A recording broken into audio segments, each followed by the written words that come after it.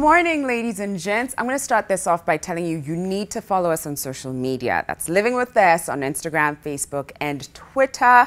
We love to hear you guys' comments and chats and even what you'd like to see on the show. Now, with that said, we're talking about social media and how it's completely taken over our world.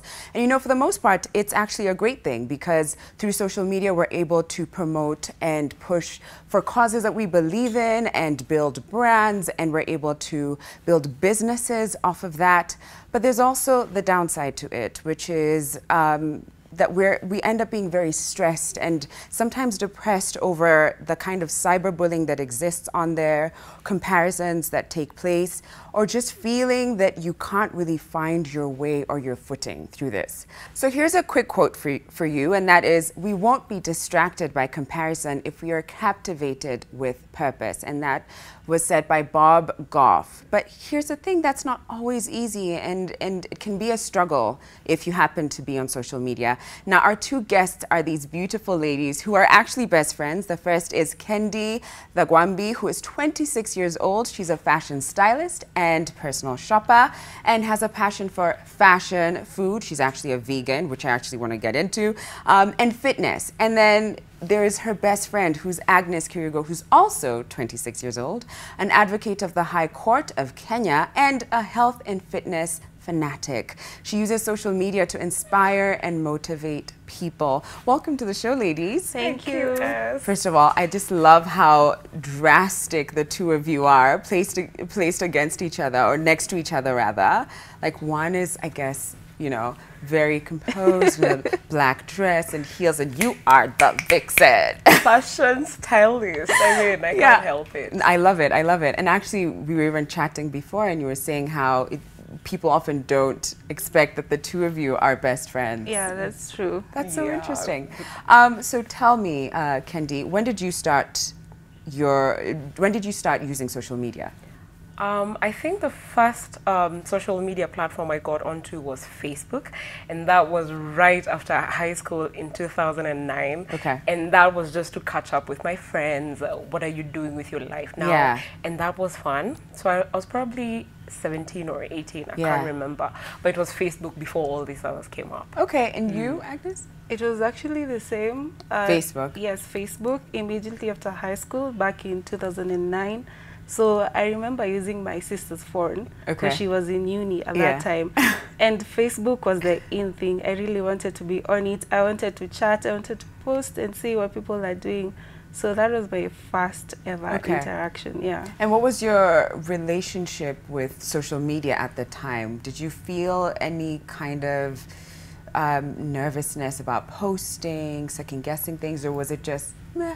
At the time, it was so much fun. Yeah. Actually, now when I scroll back to where it all began with my status updates and just writing down any thought that comes to my mind. And right now, I don't think I'm capable of that. And it was a lot of fun that time because I think also the people I interacted with at the time were people I knew out there. Yeah. It wasn't like new people I was meeting on Facebook. I actually connected with the same people I knew in person. Friends. Yeah. You've said something that it was a lot of fun back then, and you didn't have to think much about it. And I can relate to that because I too, I think I used to even like I just post anything on Facebook. Was my first one too. And there was you didn't really have to think twice before posting. But what do you think about that, actually, Agnes? Was it the same for you? And if so, looking back at some of the posts that you put up, are you like, yeah, I'm fine with all the things I shared? You know, nowadays, Facebook has a feature which reminds you 5 years ago, you posted this, and I'm like, wow, okay, I was sharing too much. Back then, there's no much hiding. There's no privacy. Yeah. I think it was all about focusing on interactions, on interacting with lost friends from primary school, from high school. So you could just post anything, make friends with anyone, any stranger, and not care much about it.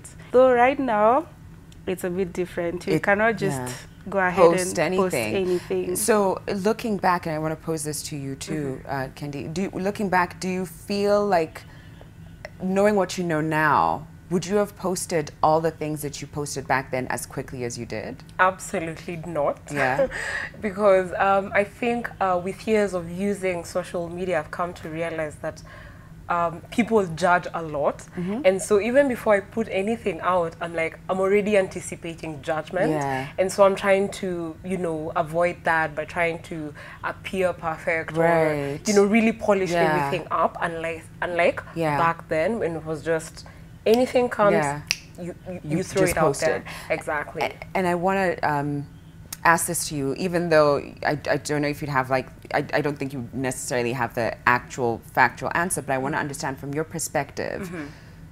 Do you think it's that people weren't as judgmental back then as they are now? Or do you think that the world was kinder?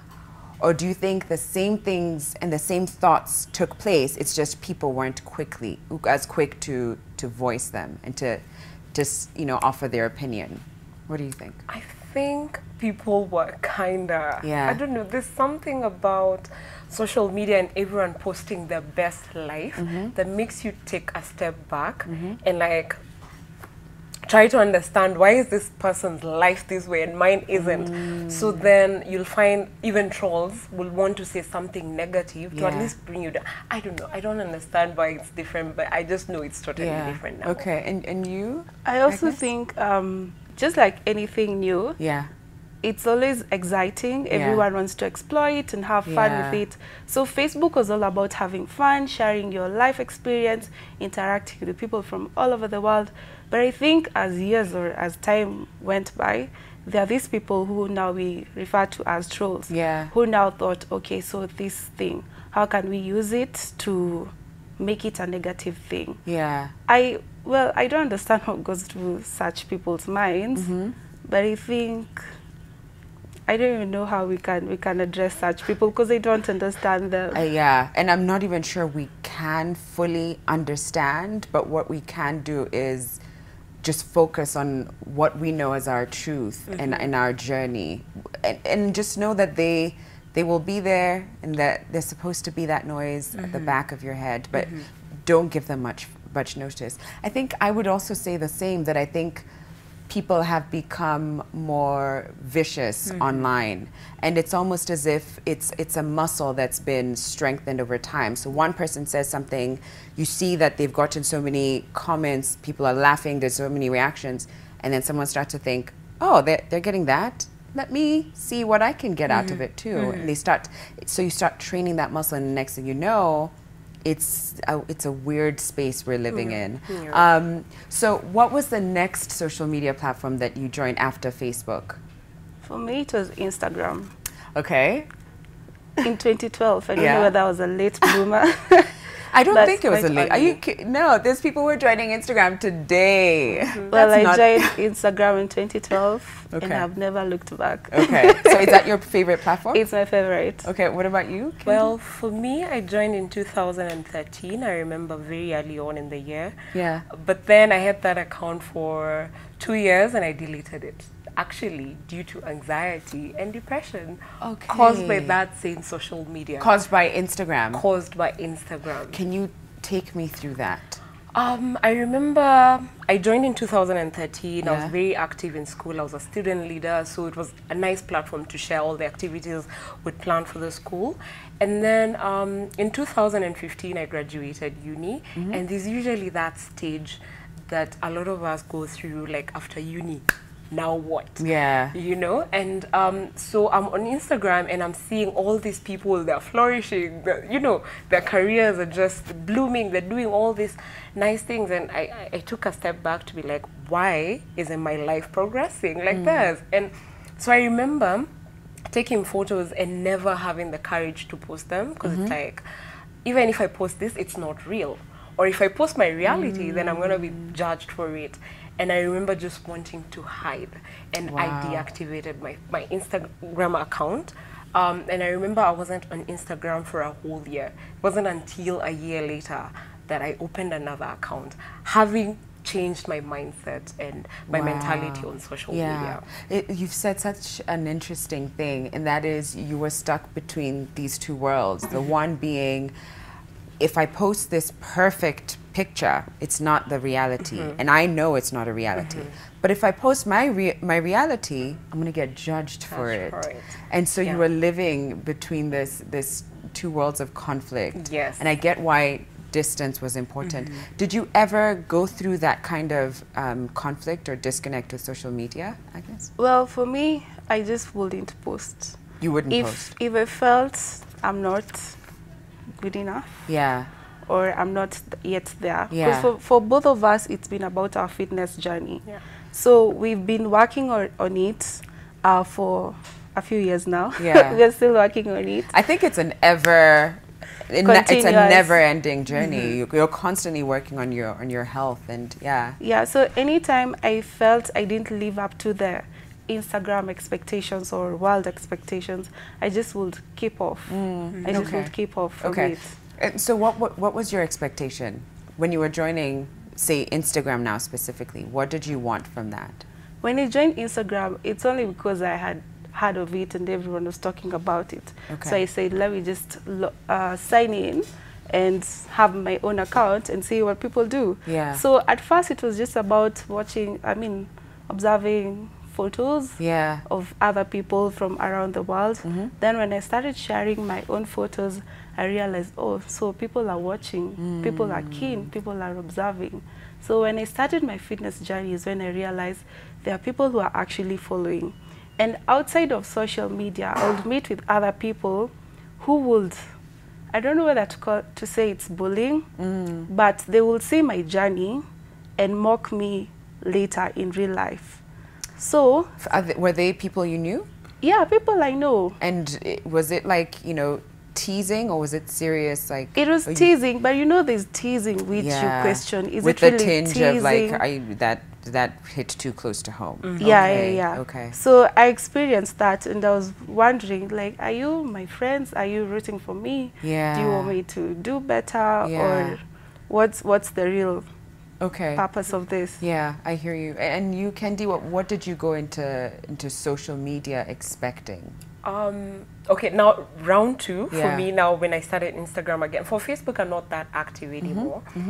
But for Instagram, when I went back, it was just after I had lost a ton of weight. I lost 16 kgs while I was still in hiding. So I was like, oh, then I need to inspire people on social media to show them that it is possible.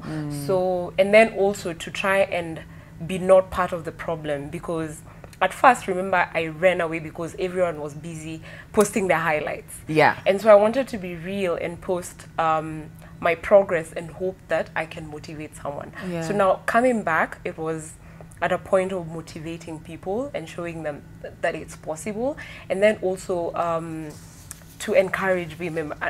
I am a self-proclaimed feminist. Yeah. So I put a lot of posts about encouraging women to embrace the glorious goddesses they are. Yeah. So basically that's why I'm back on Instagram now, to just mostly encourage people and uplift them in as much as I can. Okay. Using my life as candidly as possible. Right, I hear you.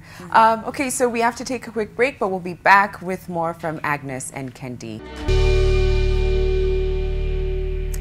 Welcome back, ladies and gents. I've been talking to Agnes and Kendi about their journey on social media, and we're trying to understand how exactly it can impact your well-being, your day-to-day productivity levels, and your mood in general. Now, the both of you happen to be enthusiasts of food and fitness.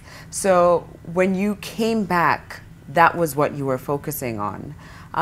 Did you go about being very honest from the get-go with your audience, Kendi, or were you still a little bit reserved? I was still a little bit reserved because I'm still human, and you want to show off every once in a while. You want to show off your new body. Yeah. You want just any amazing thing that happens in your life, you're ready to throw it out there. But then any failure, any setback, no one ever gets to see it. Yeah. And actually, that's one thing I want to tell people, that do not compare your behind the scenes with someone's highlight. Yeah. So I mean, getting in at first, there was a bit of showing off, there's this, I'm doing this, I'm doing that.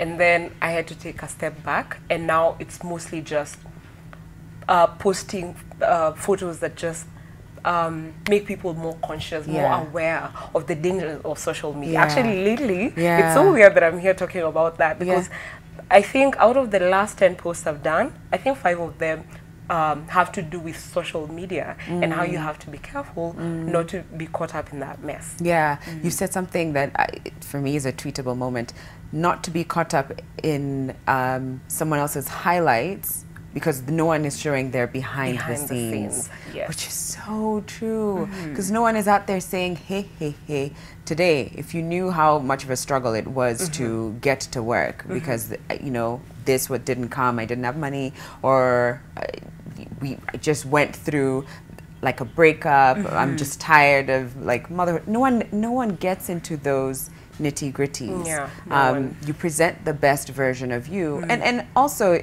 not everyone is entitled to that, exactly. to hearing your downfalls, but that was such an important point. Yeah. For you, Agnes, how did you go about dealing with the people offline who are not being supportive of your journey, and still being able to be yourself online? I learned that it's okay to cut off some people. I learned it's okay to say no. I learned it's okay to say that I'm beautiful, I'm working on myself, and I know I look good. I learned how to be able to be strong, even online, and actually made my page private, so that I would only be able to post or share whatever I want to share with people who actually care about me, care about my journey, and people who are also in the same kind of journey as I am. Yeah. So what I post online, I decided to make my page more of fitness and health. I'm also vegan. Okay. I've been for some time now. Yeah. So I decided to make it fitness and health.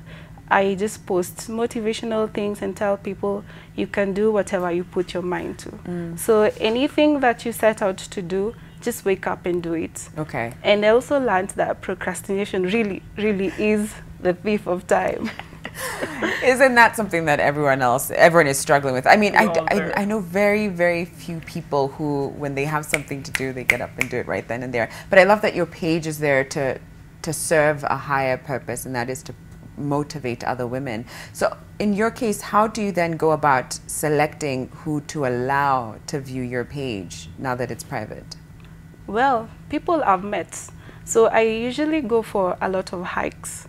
So people I interact with during hikes, during boot camp, I can tell these are the people in the right mindset as I am. So these are people I can invite into my life. Yeah. So there are people I kind of know personally or have met once, or I can see they have the same things that I do. Yeah. Okay. Kendi, at some point you were very open about your struggle with body dysmorphia. First, why don't you explain what that is to someone who's watching and they're like, body dysmorphia, what is that? Body dysmorphia is what most people would call a white people problem, as if us Africans don't have any mental illnesses. Right. Let's put a pin on that, to be discussed another day. So body dysmorphia is obsessively thinking about a flaw or a defect in your own body that is more often than not imaginary, or is not even that observable to other people. And so it can be anything. It can be scars on your face, it could be acne, it could be the shape of your body, it can be anything. Your knees, your earlobes, anything. The tiniest little, details. So for me, it was my waist, I remember. And having lost a ton of weight, some things happened here and there, and I put on a lot of that weight back. And so now trying to get fit round 2 is when I started realizing that, oh, my waist should be more cinched. And actually it's social media that brought on that body dysmorphia. Because I was following lots of these Instagram models, you know, with the tiny waist, but their lower body everything else is just like, how are you even able to keep yourself up, to prop yourself up? Yes, so I had followed a lot of such people, and it started affecting how I thought about myself and how I viewed myself, which is actually body dysmorphia is a dissonance between how you actually look and your body image, how you imagine you do look. Okay. So then I started thinking, okay, no, I need to cinch my waist. What can I do? As in, I even went to the extent of looking for non-invasive cosmetic surgeries to have that fixed. And bear in mind that I had actually lost weight. I had seen my waist cinched in, and now round 2, it's suddenly such a challenge. Why? Because I was watching so many people that are pushing the wrong image. And no offense to anyone that has that kind of body. It's just, it's been accepted like the most beautiful kind of body. That is the definition of sexy. That is the definition of beautiful. That is the epitome of a woman. Exactly. And that's true. That's what it is. Whereas before, it was a very slender lady. Just now what's, you know, with even been high put on guts. a pedestal. Exactly. Now it's the curves. And I can understand why, because we're bombarded by these images, that's what we end up thinking is the definition of beauty. So how do you now relate to social media and interact with it so that you can see these bodies and see these women, appreciate it, but still understand that that is not you and you're still beautiful regardless? Well, the first thing I did was unfollow all those that I thought are fake and everything, so that I don't keep bombarding myself with all that negative image. And then the next thing was to love myself, like self-love, by meditating as often as I could. Wake up in the morning, and the first thing I do, it can be anything else but get on my phone and start scrolling. Just to sit down and think about, this is who I am. I am beautiful. I am strong. I work out. I do this and that. Once I accepted that, and then once I go on social media, I detach and I'm like, this is a show. I'm actually watching a show. Everyone is putting on a show. So whatever I see, whether I'm in pajamas or not, and someone is in the, you know, glam, evening wear and everything, I'm not going to compare myself. So that I don't feel inadequate after 30 minutes of scrolling on Instagram. Oh, wow. I love that. Agnes, did you ever find that you also at some point wanted to leave social media, or did that never cross your mind? It never really crossed my mind. What I did was actually the same thing. Anyone who I didn't think was true or realistic, I just unfollowed them. Because there's so many models. First of all, they do not look like us. They go overboard when it comes to their fitness journey. You do research on these people and you realize they're working out 4 hours a day, which is not realistic. They're not eating. So I realized, why don't I be my own model? Why don't I use my page to inspire people and show them what you can do from scratch? So many people were asking me, so for a fitness journey, how long does it take? Can I do this in a month? Can I do this in 2 months? I was telling them, there's no quick fix. You have to start from the beginning. You have to be consistent. You have to be disciplined. You have to know your goals. You have to have set goals. You have, even if it's waking up at 5 a.m. or 4 a.m. to go running, you need to have a clear mindset on that. So in social media, I decided to be my own boss and stop following what other people are trying to make me be.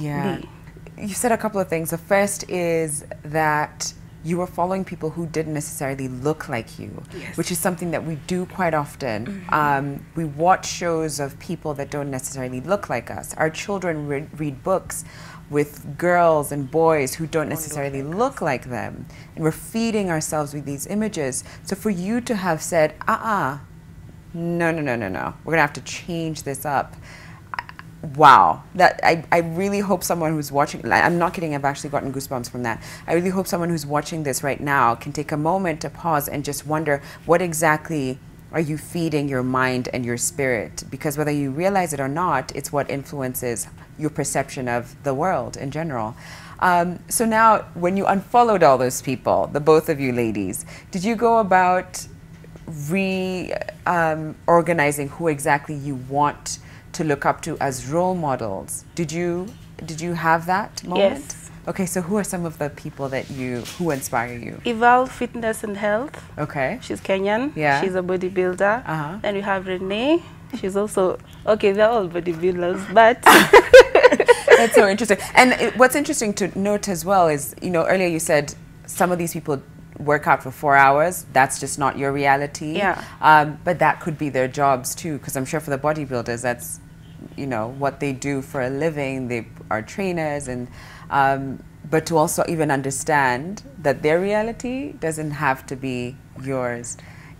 But it's interesting that it's all bodybuilders. Well, it's because they're the women that I see. I love and that. Them doing that shows me that they are powerful, they are queens, and they can do it. So can I. I love that. What about you, Kendi? For me, it's actually all over the place. I won't start mentioning handles because there's so many. Yeah. But in general, it's in the line of either fashion, food, or fitness. Okay. Food is for veganism, because veganism came from the States, and there's so many, you know, vegans out there. So I follow them to see the recipes they put out there.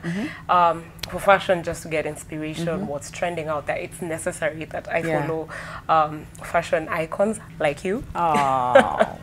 Stop. But the truth is, I was actually telling the ladies, after this, I go back into my jeans and flats, and I'm like, I can relax. So what do you like about social media now? Because we've talked a lot about the traps, the downfalls, but what do you enjoy about social media now? I think as social media has grown, so have we. Because the older or the prettier you get, you become wiser. Right. So social media, you learn to use it as a positive tool to influence and to make positive change. So you use it to motivate people and just for the good. Yeah. So right now it's all about bettering, and whoever is trying to bring negativity, block, delete. Hello. Out. Excuse me. Bye-bye. Yeah. What about you? What do you like about social media, Kendi? For me, it's getting to learn more in terms of all the same things that I'm interested in, either fashion, food, or fitness.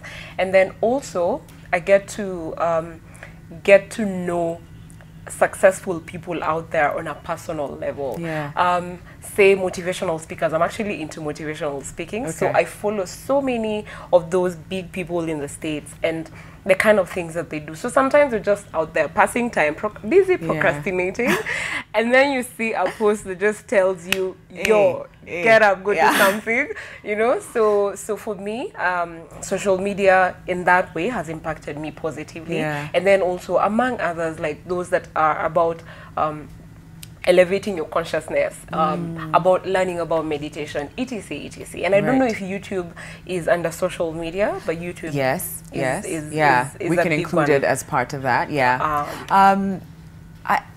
I love that what you've shown right now is that you have the power to edit out the people, the comments, the information that you don't want to have, and the ones that you do want to have. But you need a level of consciousness in order for you to even understand what you're taking in. So just you need to be aware. You need to be aware. Okay, we have to take a quick break.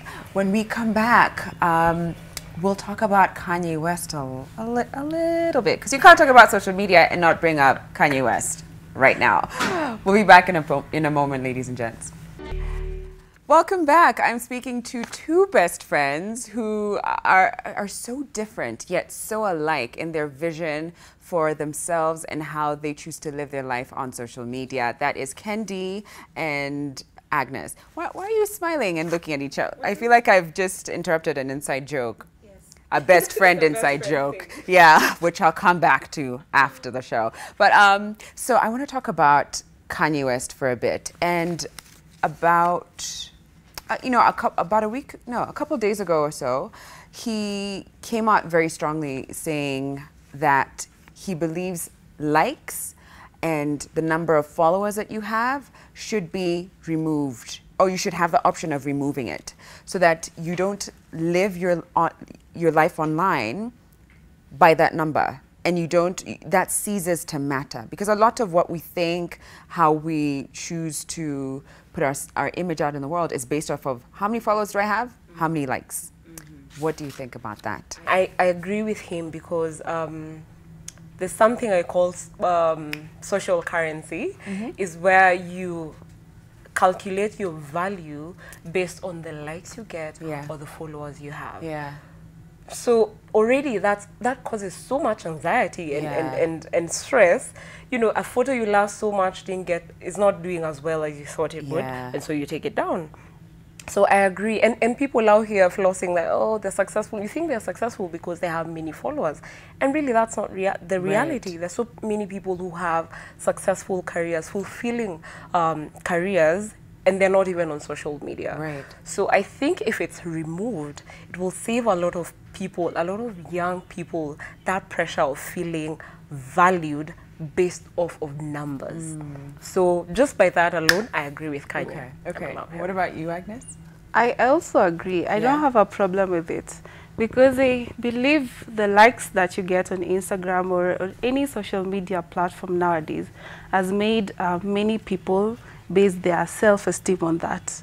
So the more likes you get, the higher the self-esteem. Right. The least or the lowest number of likes that you have, the bad you feel. Yeah. So I don't think there's a problem with that. So whoever wants to follow your content, whoever wants to share with you whatever, Yeah. I think it's okay. Yeah.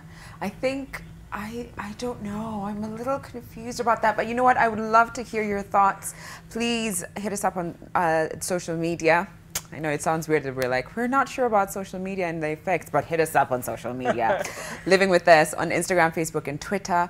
I think that maybe the option of it is fine, but to remove it entirely, I'm just thinking about the number of people who've built brands and businesses off of that, off of the numbers.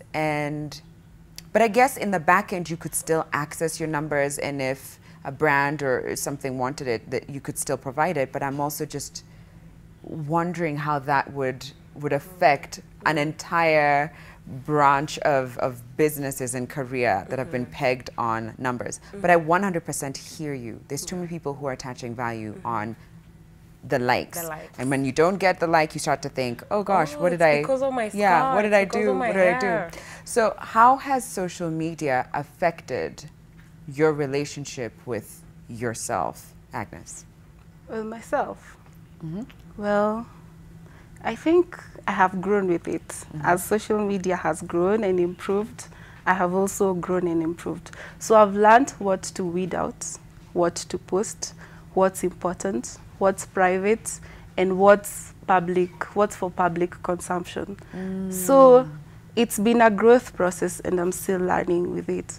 So I don't know whether in 50 years from now, if there'll be something better than Instagram, whether I'll still be on it or I'll be 76. I don't know if you'll be on Instagram. Actually, in another world, do you think you would be on social media? If looking back at your journey and what you've been able to accomplish and the things that you've gone through, do you think going back you would still start this journey, or would you not even bother? I wouldn't bother. You wouldn't Personally, I wouldn't bother. Yeah. Because as it is currently, I take like a 2 weeks break, a 3 weeks break from Instagram, like from everything. And I'm like, you know what? Bye-bye, my online friends. Yeah. It's just me taking in life through my eyes, not on the screen. Okay. So I do that quite a lot. And I wish I never got myself there in the first place. But then when you think about the opportunities and the opportunities that would come up due to Instagram and YouTube. Yeah. I mean, then you're like, no, I could build something out of this. So then it's I don't know. I don't know. But I think social media has changed me personally. It has. And I think it's also allowed for a lot of issues to be brought to the forefront, whether it's certain injustices or maybe you're building a social enterprise. It's been able to rally like-minded people into pushing for a cause that they believe in, which is a great part of it. But it's just those trolls. And then the comparisons that can just sometimes leave this a little bit mucky. So for you, Kendi, how do you balance between being your authentic self, because that's what you're saying, when you came back, you just knew, look, I'm going to leave all that nonsense behind. I'm going to be the real me. So how do you balance between sharing that and also making sure that the feedback that comes from that, because obviously what you're doing is interacting with like-minded people. So how do you go between that and making sure that the feedback doesn't distract you, such that, you know, if you posted about, today I decided to work out for 3 hours, and someone says, I don't think 3 hours is right, and they're entitled to say that, but should you take their advice or should you not? That's what I'm asking. How do you balance between those two?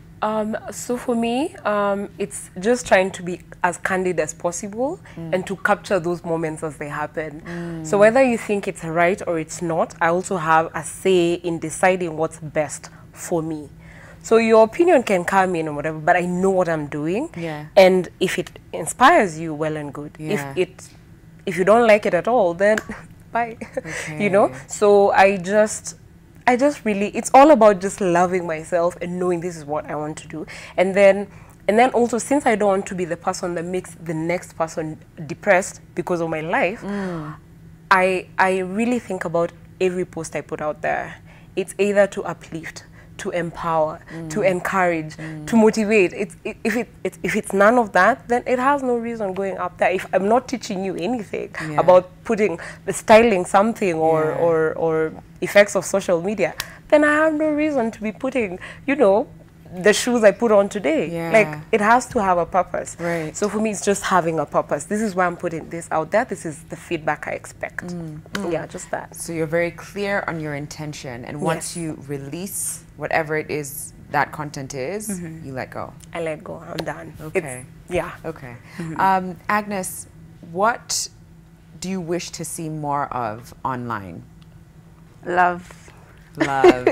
You sound like you know, Pharrell in one of his albums, or I love that. Okay, so why love? Love brightens the world, makes everyone smile. So I want to see more of positivity. So if you're in a certain line, let's say it's fashion, health, beauty, join people who are in the same industry as you. Uplift each other.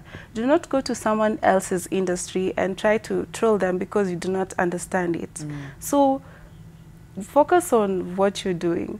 So that's I'd just like to see more love and people just focusing on what they love and work on it and build on it and just be themselves. Be more open, be more free, and stop putting on a facade. Facade. Yeah. You, Kendi?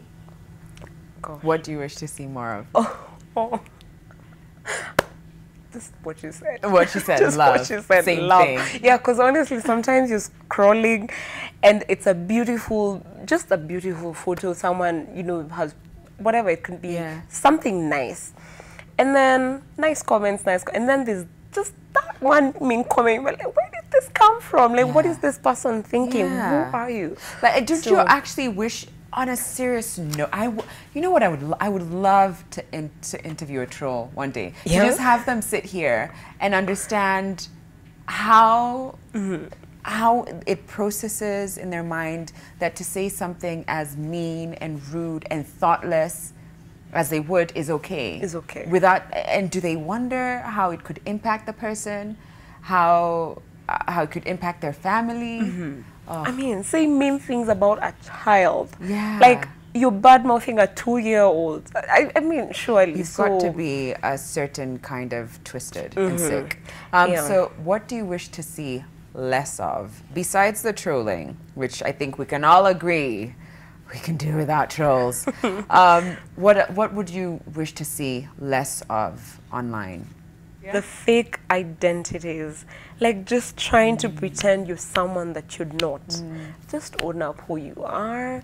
Like, I mean, yeah, that's all. Just be you. Be you. Just be you. I wish people were more real on social media. So you wish people would be less fake? Less fake? Yeah. More real. More real. Because I want to see more relatable posts. Yeah. I want to see the things I'm going through, or someone else across the screen is going through the same thing. But how do you balance between that and this trend that's coming up? I don't even know if it's fair to call it a trend, but where people are really sharing everything in an effort to be real.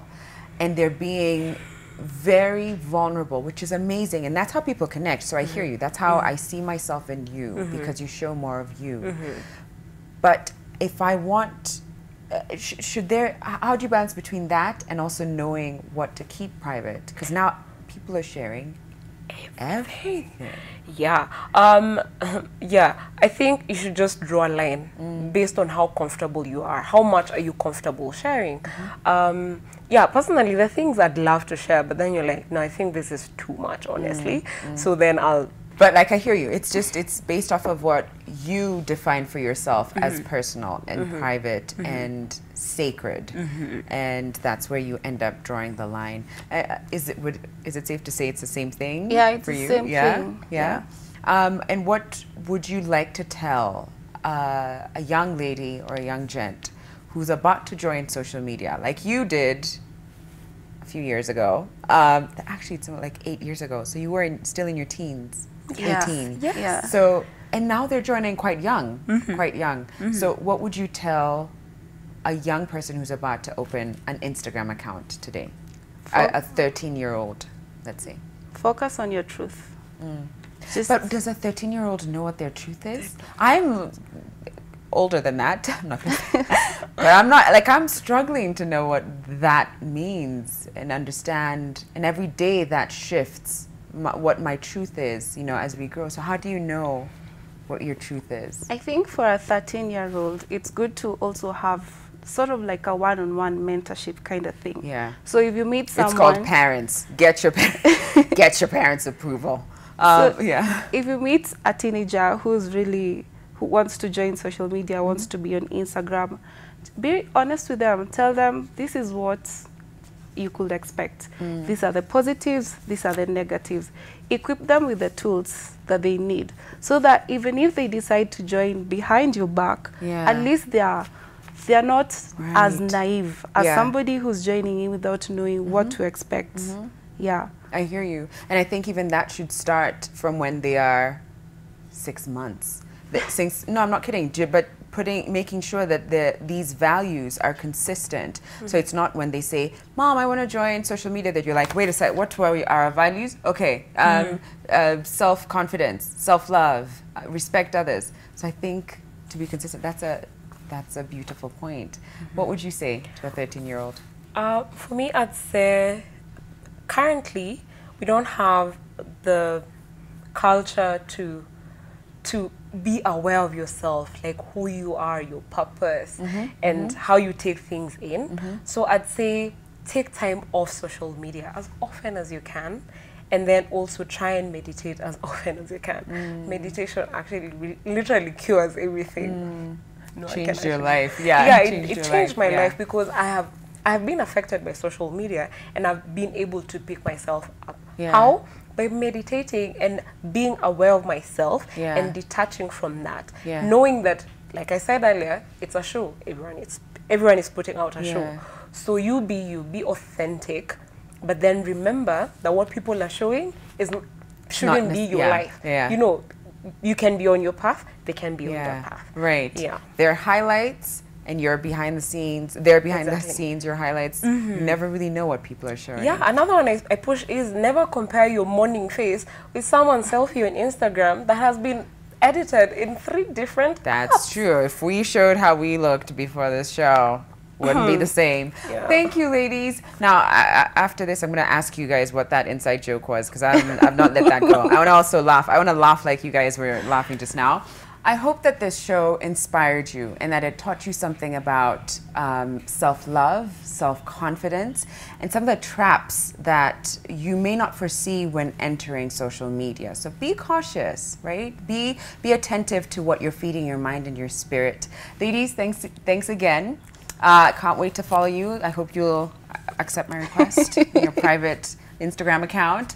Now today being a Wednesday, we are crushing on Irene Kendi, the immediate former DP of the student organization of University of Nairobi, and she's also the first female to sit in that position. She also received an outstanding Female Mentor Award in the Women in Red Leadership Award ceremony this year, 2018. So congratulations, we honor you and we celebrate you today. Now don't forget to follow us on social media, okay? I know I know we've talked a lot about the traps of social media, but I promise our page is very full of positive images, and we're celebrating life and beauty and our guests. So follow us, that's Living with This, on Instagram, Facebook, and Twitter. And we'll be back tomorrow to talk about health and what you need to be doing for your heart. So you want to listen, okay? We'll be back tomorrow, 8 a.m. sharp. Bye.